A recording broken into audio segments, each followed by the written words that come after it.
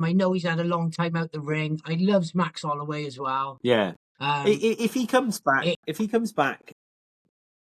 and does the business, puts on a good show. He's not coming back just for the money. All his videos are saying that he's changed. He's done this. Look, I don't care. Everyone goes through bad spells. Everyone you're blinded by the money. They go down a dark route. Right. If they come out the other side and they come back and they're to their best, they've learned a lesson then, haven't they? They've learned that, Exactly. and it's all there. Exactly. If someone puts something in your face, I'm not on about just anything. Just like when you've got that much money, you've got bad people follow you. You don't get good people following you. You get bad. Everyone's following. Everyone wants a bit. Everyone wants a slice, and it just becomes you get invited to parties, you get invited to other things go on, and you just get. It happens. Well, it happens to most people. For instance, I went down the same route as McGregor for 7 years, and I didn't even have any of his money. Yeah, exactly. You know what I mean? All the fame or nothing. Yeah. So you can imagine what it's like being in that position with them billions of people. You just, So I'm hoping. I hope he is.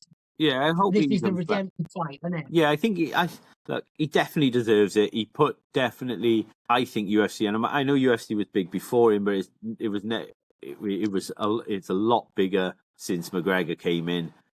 So I'm looking forward to it, and I'm also looking forward to the fact that I know he's fought Max Holloway before. That was so early on in both of their careers. This is a different Max now. This is a different Max who can box, who can fight. So it'll be a very interesting fight. And again, they're both at the further ends of their careers. Who else would you put him against? Well, you think of obviously, like you say about Max's developments over the years. Think the opponents Max has fought over these last 4 or 5 years. Yeah. He's been active. He's a different Max, and like you say, he's been in with the best. Where is Conor going to be in terms of? I know they say ring rust and stuff, and it's a long time out, and like. Where's he going to stand in the skill set compared to Max now? Yeah. Leon Edwards, I never thought that. But anyone in the top 5, I just don't. There's no sellers in it. Prates maybe, but I just don't see that. And Maddalena. Prates did call him out, didn't he? He had a bit back and forth. He's going to, isn't he? Do you know what I mean? Like he's going to. Yeah. But you're not going to put him against. Have you seen? Sorry to sidetrack quickly. Have you seen Prates' last statement about his next fight? No. He told the UFC he doesn't want to fight for a year because he needs to party for a year, and then he'll get back to the camp. Well, that is just stupid because if, say for instance, we're going to have Islam versus Ian Gary, that's going to happen. Then, if he waits a year and Conor beats Max or Max beats Conor, one of them will fight Islam or Ian Gary then. So why would you wait a year? Yeah, and mate, it's a stupid statement anyway. Yeah. Like, I understand enjoy yourself after you fought. Go mad for a month at least if you want to. Enjoy yourself, enjoy your money, work out. Maybe he's just saying shit to sell shit, He might just be like, look how cool I am. I think so. Because after the last win, his win last week or a couple of weeks ago, there's a lot of media about him just for getting on it afterwards. And it's all for the gram. It's all for the gram. It's all because people love it. People love to see it. They love to see some shit like that. But then if he lost, everyone goes, oh, it's because he smokes and drinks. Like, it's just bullshit. It's just bullshit. It's not like you say. It's all clicks. You're not down for that anymore, are you, Lee? No. You're not down for the bullshit in the sport. And without sounding like sort of like a grown up adult, it's like kids watch this shit. Kids watch this shit. You don't see like everyone knows like the Thai fighters. That's how they live their life, but they don't do it on camera. They don't fucking smoke and drink on camera. And there's kids watching, and they're like, "Oh, fucking Prates is drinking and smoking and stuff." Yeah. Some people are built different, and it's not. I don't think it's a good look. And they should be saying to him, "Look, you're not bringing a cigarette to fucking press conference. Just be." When you're up at that level, you're a role model for millions of people. Yeah, and you're like you say, and I get that. I get that perspective. All I ever want to see is fight.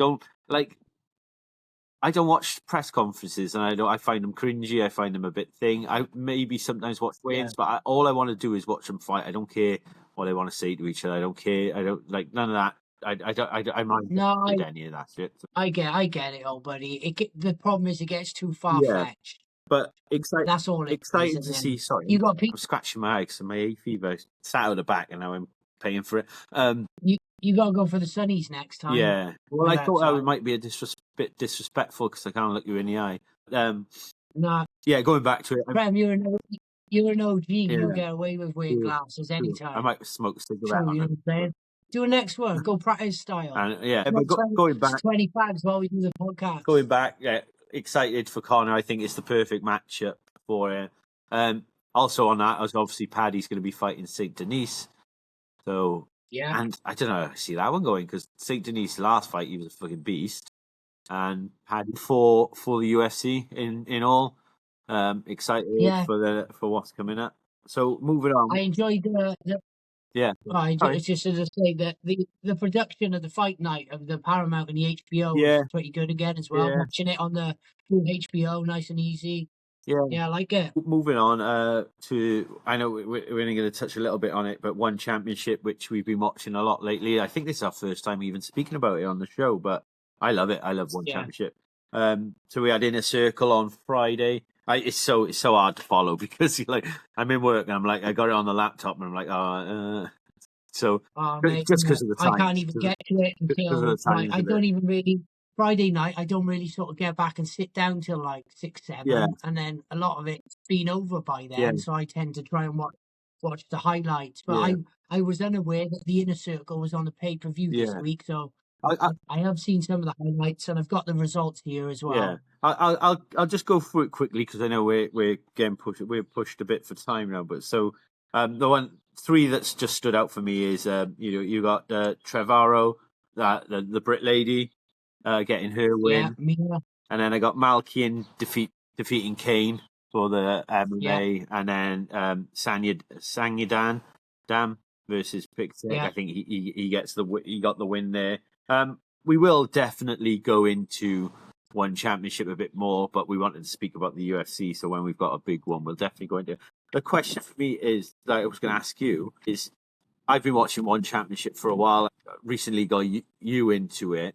What is your view on One Championship? Like now you've watched it for a couple of weeks. I find One Championship extremely highly skilled fights. Yeah. Because, like I've said to you, that is so. Say you're watching a Muay Thai or kickboxing, that's all they practice. Yeah. They're not doing mixed martial arts, so you don't see them doing like different. They just concentrate on Muay Thai. I feel they're so much faster. Yeah. Skill set is higher. Striking is about 100 times more. Yeah. Than UFC, the pace of it. I really enjoy it all round. I think quick, exciting fights, and they're tough as fuck as well. Oh yeah, these guys. You look at their records, and it's just you just look at it, and you well, how are you 21? You've had 150 fights. It doesn't make any sense. You see the fights, and then you see their age, and you're like, holy. I think that's maybe why Mighty Mouse went over to there because he probably seen it and was like, look, if I go over there, become a champion, I've done it in the sort of. And I just love the. Sorry, you go on. They had a lot more opponents for Mighty Mouse at such a small weight, didn't they? UFC couldn't give him opponents. I just love the structure of it as well. Like, for instance, they got a Muay Thai fight, then they got a kickboxing, then they got an MMA, and then it goes, it's not just like you're not going to go, right, we're going to have a round of grappling, then they're going to go back on their feet, then they're going to go back to grappling. Like you said, I think the skill set for me is unreal. Just how quick they move. I'm not saying like no one in the UFC moves that quick, but I just think, like you said, they're just fighting Muay Thai, so they're constantly at it. They know they're not going to get taken down, so they're just going for it. And some of the knockouts in it is just you're just looking at it and you're like, how are you taking elbows to the face? Mate, I was surprised. Obviously, like out of the Roog group, the Kane fight and the Malachi Alatoni. That was beautiful from Alatoni. I think it was 4th round knockout. Kind of slept him while he was on his feet and then slept him again. Did you see the chaos that came afterwards? I've not seen that back yet, but I'll definitely have a look. But basically, as Roog went down, Anatoly kind of still kicks him because it's an MMA fight. Yeah. But the ref is waving it off and he's technically knocked out. And Roog's side then started punching Anatoly and then his side, and they had a big ring brawl. Which is quite strange.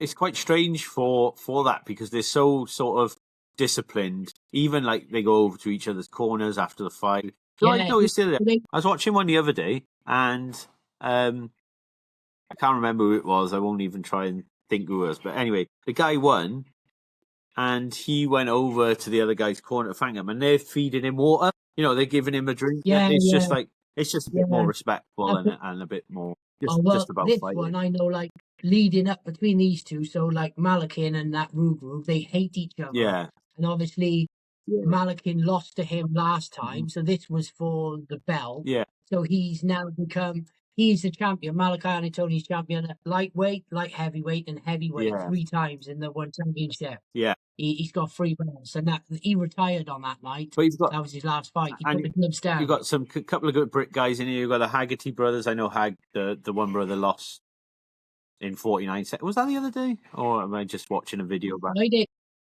Pardon? No, that was last Friday. Yeah, yeah. But you got them. You know, That was you last had Friday. Harrison, who's now retired from it. You know, it's really good. It's a really good watch.